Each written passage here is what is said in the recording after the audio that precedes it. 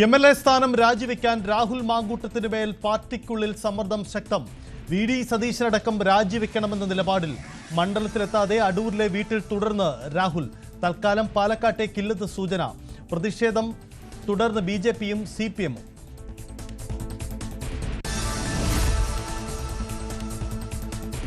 രാഹുൽ മാങ്കൂട്ടത്തിന് എതിരായ വെളിപ്പെടുത്തലുകളിൽ നേതാക്കളുടെ പരസ്യ പ്രതികരണങ്ങളിൽ കടുത്ത അതൃപ്തിയിൽ ഹൈക്കമാൻഡ്. പരസ്യ പ്രതികരണങ്ങൾ പാർട്ടിയെ വെട്ടിലാക്കുന്നു. കൂടിയാലോചനകൾ നടത്താതെയുള്ള പ്രതികരണങ്ങൾ സമ്മർദ്ദ നീക്കത്തിന്റെ ഭാഗമെന്ന വിലയിരുത്തലും ഹൈക്കമാൻഡിനുണ്ട്. ധാർമ്മികത ഉയർത്തിയാണ് രാജിയെന്ന AICC ജനറൽ സെക്രട്ടറി ദീപാദാസ് മുൻഷിയുടെ പ്രതികരണത്തിന് പിന്നാലെ രാഹുലിനെതിരെ ഉണ്ടായത് പാർട്ടി നടപടിയാണെന്ന് പ്രതിപക്ഷ നേതാവ് വിശദീകരിച്ചതിലും അതൃപ്തി.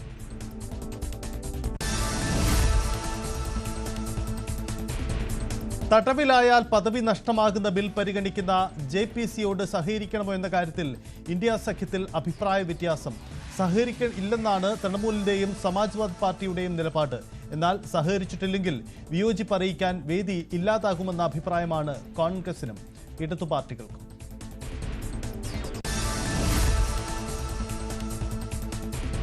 ധർമ്മസ്ഥലയിൽ നടക്കുന്നത് വൻ അട്ടിമറി നീക്കമെന്ന ആരോപണം. ശുചീകരണ തൊഴിലാളിയെ സംശയനിഴലിൽ നിർത്തി അന്വേഷണം വഴിതെറ്റിക്കാനുള്ള ശ്രമമെന്ന ആക്ഷേപം. തൊഴിലാളിയെ കസ്റ്റഡിയിലെടുത്തതിൽ ദുരൂഹത.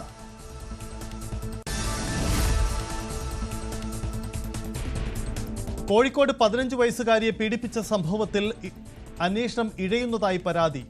പ്രതികൾക്കായി തെരച്ചിൽ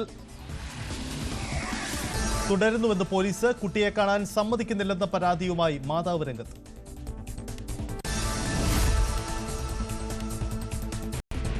കേരളത്തിൽ ജോലി ചെയ്യുന്ന ബംഗാളി തൊഴിലാളികളെ തിരികെ വിളിക്കാനുള്ള മമതാ ബാനർജിയുടെ നീക്കത്തിൽ സംസ്ഥാനത്ത് ആശങ്ക.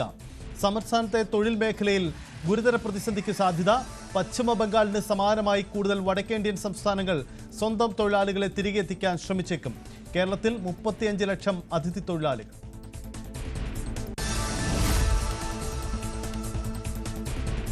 ഉപരാഷ്ട്രപതി തെരഞ്ഞെടുപ്പിൽ തെലുങ്ക് പാർട്ടികളെ ഒപ്പം നിർത്താനുള്ള ഇന്ത്യ സഖ്യത്തിന്റെ നീക്കത്തിന് തിരിച്ചടി. ഇന്ത്യ സഖ്യം ചർച്ച നടത്തിയിട്ടില്ലെന്ന് BRS. അനുകൂല നിലപാട് അറിയിക്കാതെ YSR കോൺഗ്രസും.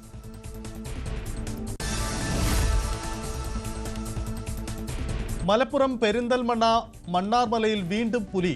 പുലിയെ പിടികൂടാനായി സ്ഥാപിച്ച കൂടിനടുത്തുള്ള നിരീക്ഷണ ക്യാമറയിലാണ് ദൃശ്യം പതിഞ്ഞത്. 3 തവണ പുലി ഇതിന് മുന്നിലൂടെ കടന്നുപോകുന്ന ദൃശ്യങ്ങൾ ക്യാമറയിൽ.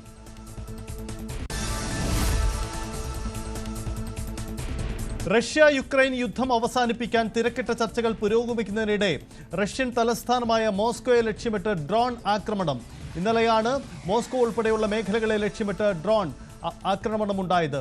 മോസ്കോയ്ക്ക് നേരെ തൊടുത്തുവിട്ട ഡ്രോൺ റഷ്യൻ വ്യോമ പ്രതിരോധ സംവിധാനം വെടിവെച്ചിട്ടെന്നും റഷ്യ അറിയിക്കുന്നു.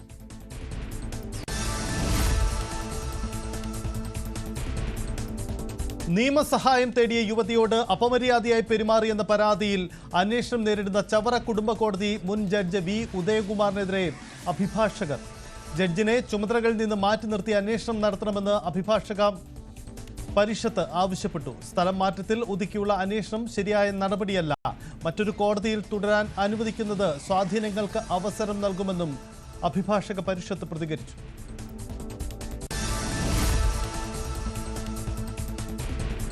പത്തനംതിട്ട മുൻ SP-ക്കെതിരെ ഗുരുതര പരാതിയുമായി വനിതാ SI-മാർ.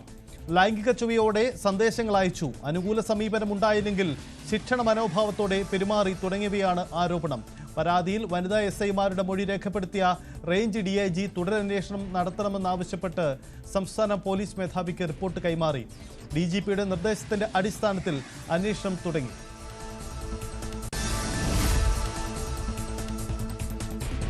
ആലപ്പുഴ തോട്ടപ്പള്ളിയിലെ വയോധികയുടെ കൊലപാതകത്തിൽ പോലീസിനെതിരെ ആദ്യം അറസ്റ്റിലായ അബൂബക്കറിന്റെ കുടുംബം. അബൂബക്കറല്ല കൊലയാളിയെന്ന് അറിഞ്ഞിട്ടും ഇല്ലാത്ത തെളിവുണ്ടാക്കി കൊടുക്കാൻ ശ്രമിച്ചുവെന്നാണ് കുടുംബത്തിന്റെ ആക്ഷേപം. അബൂബക്കർ റംലയുടെ വീട്ടിൽ പോയത് കത്ത് നൽകാനാണെന്നും ഇതിന്റെ പേരിൽ കൊലപാതകയാക്കിയെന്നും മകൻ റാഷിം പറഞ്ഞു.